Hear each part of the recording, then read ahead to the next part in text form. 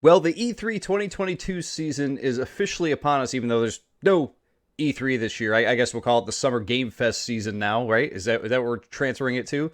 But it's officially going, with Sony releasing their State of Play video last week. I'm a little late getting to this, guy, so I apologize, but it is exciting nonetheless. There's a lot of good stuff here. So just to give you a little bit of background, if you're new to the channel, new watching this video, my past with Sony, it has been kind of spotty here or there.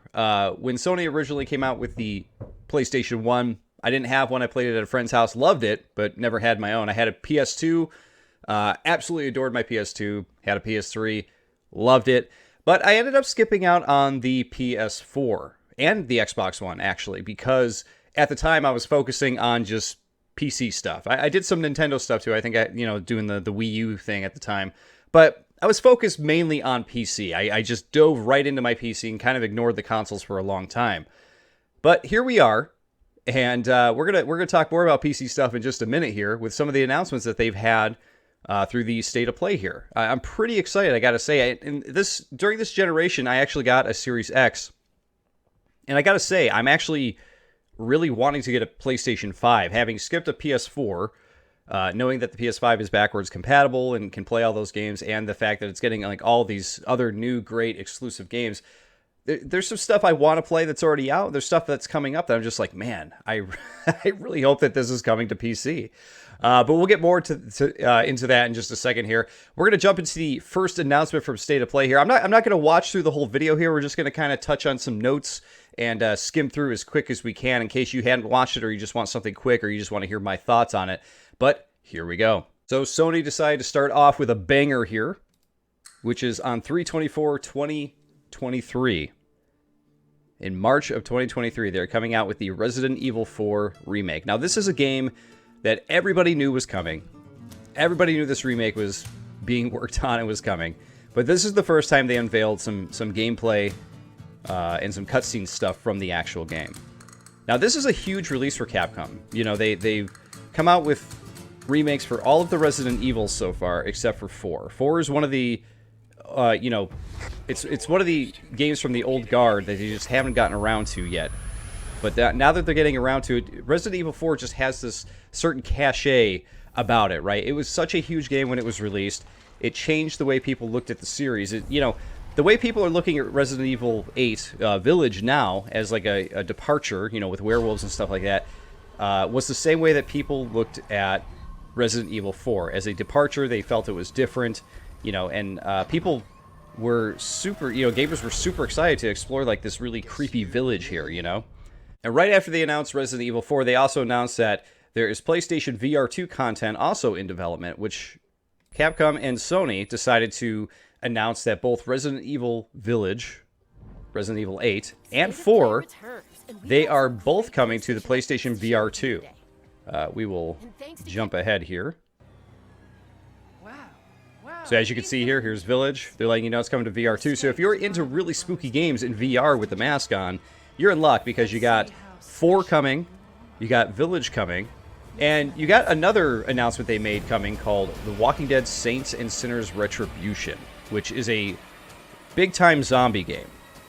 So if you're into horror games in that way, you are, I think, really, really going to enjoy yourself when this thing comes out. Because I didn't have a PS4, I never got to play with the PlayStation VR. I played with some of the other VR headsets before, the Oculus and the Vive and stuff like that, because we had them at my job. But I never got to actually play around with the PlayStation VR. So the VR2 is actually intriguing. It's something I would definitely be interested in if I ever was able to get a PS5, if I could ever get one that's in stock at any point. And it's one of my biggest pet peeves with the State of Play here is that, like, they don't address the concerns of, like, the fact that, like, normal people still can't get PS5s. Like, anytime I see them go up somewhere on Twitter or whatever, it's, like, it's still nigh impossible to get one. They sell out within minutes.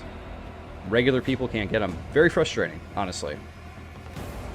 But yeah, there's Resident Evil Village. Looks like it's going to be pretty cool. Here is a little bit of the Walking Dead Saints and Sinners game here with zombies. So like I said, if you're really into creepy stuff, I think you are very much in luck with the VR. headset here. This might be something you're really going to get into. This is something I would never play. I don't play spooky games usually. Then again, you know, I don't know if I would play this one. Zombie games are usually a little bit different. They're not as scary. But they do have a game coming up later on in the in the state of play that I'm like, yeah, I'm probably never going to play that. But this looks pretty cool. I know that the first Walking Dead Saints and Sinners game was universally panned. People didn't care for it. They said it was kind of trash. But this on VR looks actually pretty cool. Looks pretty fun. Moving on to that, you also have No Man's Sky, they announced. So if you are really into No Man's Sky, you can play that in VR. And one of the other bigger surprises here, too, is that they are actually working on a Horizon Zero Dawn VR game called Call of the Mountain. And it looks cool. See the VR hands kind of sticking out and doing this thing. Lots of climbing, it looks like, moving branches. Looks beautiful. Looks like they did a really, really nice job with it. Horizon Zero Dawn is a game that came out on PC. I think it was last year, 2021. I still have not gotten around to playing it. You know, real life, personal life stuff. I just haven't gotten to it. But I'm really looking forward to playing it. I really want to play the sequel on PS5, too. And now that they're coming out with this VR2 game, man, I really got it. This is a series I have slept on for too long, and I really got to get over to it to check it out. Okay, so probably my favorite announcement from the State of Play is the fact that Spiderman Remastered from the PS4 is coming to PC in August of this year.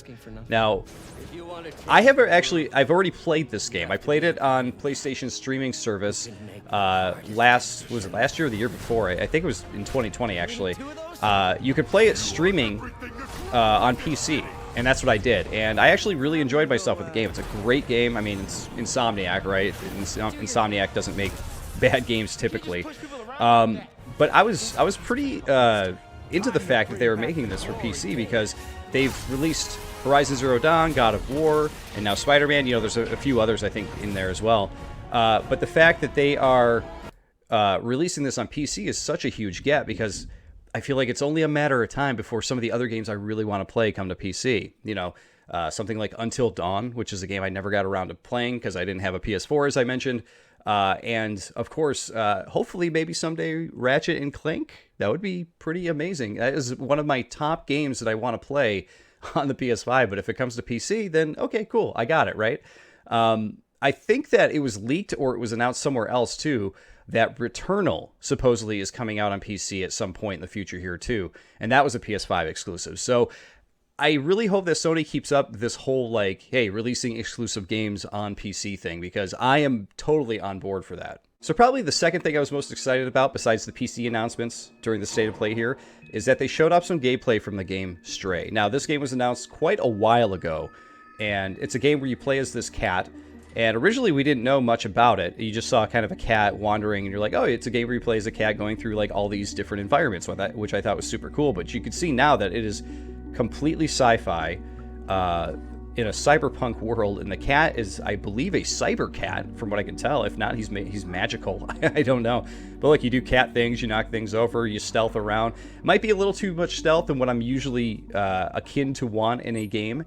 But I gotta say, like, this is doing a lot for me. As an animal lover, I was like, oh, this looks great. This looks so cool. So, man, yeah, this just looks like a lot of fun. You get to hide. Metal Gear Solid, Metal Cat Solid, Feline Solid. I don't know. There's something there. Either way, hiding in the box, love it. Jumping around, avoiding enemies. This just looks great, though. This one, I was happy to see, though, that it is also coming to PC. So, for those of you who are or maybe upset that it's only going to be on PlayStation, you don't have to be, because it's coming to PC. And for those of you who already have a PS5, I think PS4 as well, they announced it after this, but it's coming to PlayStation's new PlayStation Plus Extras thing that they're doing. You know, it's their Game Pass, what do you want to call it? The Game Pass competitor, I suppose you would call it. But as you can see here, yeah, it's coming to a PS4 and PS5. So you can play Stray day one on release on that. So that is super cool for those of you who are subscribed to that. Personally, like I'm just super excited this is coming to PC, and I think I saw it on Steam. I think it's only like a $30 game, which I was like, okay, cool. Like this looks like a pretty high quality game. Might be $30 because maybe it's on the shorter side or whatever. But I don't know, man. I think this looks great. So the next game that they showed on State of Play here is Callisto Protocol. I hope I'm saying that correctly. This is a super scary, spooky game that I will never probably play ever. This is a game that I would totally want to sit on the couch next to my friend who's playing it and just watch what's happening. Like, I would love this if it were a horror movie. This is a movie I would see probably the week it came out, if it was a spooky horror movie, right? But this is definitely not something I'm gonna play for sure. Like, it's these are the jumpy games I can't really get into. Like, I could play a bit of Resident Evil 4, you know, and some of the Resident Evil games I can play those, but these games that like have like a lot of jump scares and things chasing you and stuff like that, my heart can't take it. It's too tense. I'm a big wimp, right? But either way, for those of you who are really interested in playing another scary game, this one looks like it's going to be pretty high caliber, honestly. You got these like really spooky monsters walking around. There's scenes here where the guy's like, oh man, look at that guy's face. That can't be good. There's like this one right here. I really like this. He was sneaking by that body that was there and its eye opens. One thing that people don't know about this too is that I believe this is the spiritual successor to Dead Space. This is the team that worked on the Dead Space series. But this is their new series that they're coming out with. So while EA actually has a new Dead Space game in development, the original team is not involved with that. They are creating this. So while that Dead Space game may come out and be really cool, if you're looking for that original Dead Space feel, this is probably where you're going to get it right here. But this looks great. Like I said, I wish this was a movie because I would completely be down to see this the first week it came out. As a game, though, I think I'm too much of a wuss to actually try to play through it. And next up, they showed Rollerdrome. And Rollerdrome, to me, I was like, okay, I don't know if you guys have played My Friend Pedro, but that's what I was like, this is My Friend Pedro on skates. And looking at it, I was like, is this the same developer? Because a lot of the stuff looks very similar, like the slow motion shooting and all that stuff, the guns. Like, it all looks like it's in the same world, but they created like a new version with like a cel-shaded look. But it's a completely different developer, different publisher, everything. But it looks interesting. I would be interested to check this out. It looks like it'd just be like really fun, dumb gameplay. You know what I mean? So, interesting. Then they showed another game I'm probably not interested in. It's called Eternights. It's an anime-style action game, which looks interesting, but just I could tell it's just not a game I'm going to be into. I'm not into a lot of games that are like super heavily anime-inspired, unless someone tells me that the game is actually really, really good and the story is really well done. This kind of looks like sort of like a Persona clone, if I had to guess. I don't know that for sure, but that's kind of what it looks like.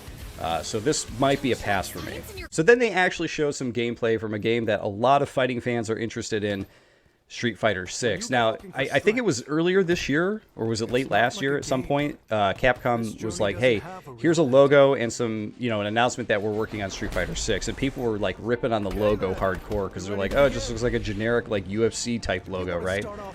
And when I heard that, I was kind of like, well, you know, it makes sense. I mean, it is a fighting game, right? So, who knows? I don't know. I looked at it. I agreed. I was like, yeah, it looks kind of generic for a Street Fighter game. But regardless, though, Street Fighter 6 looks anything but generic. It looks great. The in-game stuff here looks really cool. There's supposed to be like a pretty in-depth story mode here. And once they get to some of the gameplay, you know, the fighting and everything, I think that, you know, it looks really impressive. This here is more story stuff. I want to see... Here you go. So here's some of the actual fighting here, which I think looks great. They start showing some of the special moves, too, with the artifacts. I think it was Street Fighter 4 where they actually had, like, the cool graffiti look, you know, with the really, you know, bold black lines around the characters when they did stuff. But, like, look at this, like, you know, really cool, like, color splashes being thrown around when you do specials and everything. I think that looks really, really cool. I'm into that. And it's been a long time since I've been hardcore into a Street Fighter game. You know, when I was growing up, Street Fighter 2 was it. Like, Street Fighter 2 was the shit. It was awesome, and I loved it too. I loved that game. And after that, you know, I was into some of the other releases that came out, but I haven't been hardcore into a Street Fighter game in a long time, so I'm hoping 6 might be able to do that for me. And I will say here, too, that, like, this logo looks a lot better. It still looks a little generic, but now that they've added the orange splash to it, it definitely has some character finally. But yeah, this is one I'm definitely going to keep watching. And seeing where it goes, because man, like, I really hope there's a new Street Fighter that's really fun to play, because you know, it's a series that I miss being into, I would say. Then they had a quick announcement to let you know that Tunic is coming to PS5, and man, you guys are going to be really happy with this one. I played through about half of this on Xbox Game Pass here. I got to get back to it and finish it, but it's coming out in September on PS5. Great little game. You're going to love it. Then they showed a little bit of Season, A Letter to the Future, and this is a game that I have seen a couple times in, various forums, and I'm not sure what to make of it. It's definitely like aiming to be an indie darling, but every time I see it, I'm not sure what to make of it. It looks like a very light exploratory game where you take pictures, but I don't know if there's much more to it than that. I don't know what it's trying to get across or what it's getting at or what the story is. It just seems very light, doesn't it? But it is a beautiful looking game, which is why it's intriguing. It's very pretty looking, and I'm definitely interested to see what this game is all about. Though like I said, I'm still having a hard time putting my finger on what exactly it's supposed to be about. I feel like the trailers are so cryptic, and I feel like it's going to have like a pretty deep story to it, hopefully, that they're just not showing off in the trailer. Or maybe perhaps you really are just riding your bike around and taking pictures randomly. I don't know. But we will see pretty soon, because this game is coming out shortly, I believe. Yeah, look at that, walking around the nice purple and everything like that. Very, very pretty little game for sure. And then Sony rounded everything out with some gameplay and cutscene footage from the upcoming Final Fantasy 16. Now, I know, Final Fantasy 16, right? Are we really going to make it all the way to 20? It would seem. But man, this game looks really, really cool. It's their sort of jump back to medieval with Final Fantasy, which they haven't done in quite some time. So it's cool to see for sure. Yeah, it just looks great. The fighting looks like a lot of fun. The character models and everything look really nice. The summons and stuff that they show later on in the trailer look awesome. Just overall, this looks really, really crisp and nice. Like, I haven't been into a Final Fantasy game in quite some time. It's a series I've never actually been like super, super into. It's one I've always been aware of. I always kind of like check out the games when the time comes up. Like when they have a few on Game Pass or whatever, I always jump in. But a lot of the games in that series I just don't end up sticking to. I don't know if it's because of the length or whatever it is, but there were definitely a few that stuck out for me. I used to play the original Final Fantasies on the NES. Final Fantasy 12 sticks out for me. I really liked that one. Of course, 7. Everybody likes 7, right? But I do have a friend of mine who is a die-hard Final Fantasy fiend. He plays everything from front to back, tries to find all the alternate routes and alternate story stuff and alternate characters. He loves those games, so he is like super excited for this. So considering he's excited, but I'm also excited, that's saying a lot, I think. Because this just looks awesome. Like, look at the characters, look at the summons. People are saying, too, that this one's supposed to be, like, almost like kind of kaiju-inspired with the summons, and you can kind of tell that here, too, with these really cool characters that are popping up to fight. But yeah, this looks really, really interesting and really, really cool. And here you go, they jump into the end here, and they sort of, like, show the summon names and everything. Phoenix, Titan. It's just really, really cool the way they, like, show off everybody at the end here. And these are all summons that, like, gamers have been doing for eons, right, in these games, right? So it's cool that they're, like, kind of making it more about the summons and those characters. Because I don't know, maybe, I'm not deep in the series, but I feel like they haven't really explored all that stuff too much, right? I'm sure there's some backstory that you could read, some lore or something like that, but to actually have them be, like, a forefront character in the new Final Fantasy, I think is kind of cool. It's something a little bit different that I'm sure it's like fan service that people I'm sure are really excited about. There you go. That is the state of play for E3 season, Summer Game Fest season 2022. There's a lot of good stuff in there that definitely has me excited. Hopefully there's something in there that you're excited for too. I really want to check out some of the stuff that is coming on that PlayStation VR2 that's coming. That looks great. But the big things for me are the games coming to PC and, of course, Stray. Stray is a game that I've been looking forward to since they first revealed that it was being worked on. I was like, wow, this looks great. And, of course, Street Fighter 6, too. Looking forward to see where that is going. Final Fantasy 16 has me excited, but as of right now, it's an exclusive to PS5. So whether that comes to PC later, I really hope that's the case. But as of right now, I have no way of really playing it, which kind of sucks. So, hey, you know what? I got plenty of other games I could play. I could wait if that's going to come to PC later. Or maybe I'll actually be able to snag a PS5 within the next 5 years, you know, when they're actually on shelves for people to buy. How about that? But yeah, that again, that is something I really wish Sony would address more. I really wish that they would be like, hey, listen, we know that PS5s have been really hard to find. We're working as hard as we can to do this, blah, blah, blah. Like, man, yeah, I feel like Nintendo, when they have directs and stuff, a lot of times they'll delay something and they'll actually like have somebody on there and they'll be like, oh, we ask for your apologies. We ask you to be patient. Thank you for being patient. They don't do anything like that, Sony, they're just like, yeah, they're selling like hotcakes. Don't even bring it up.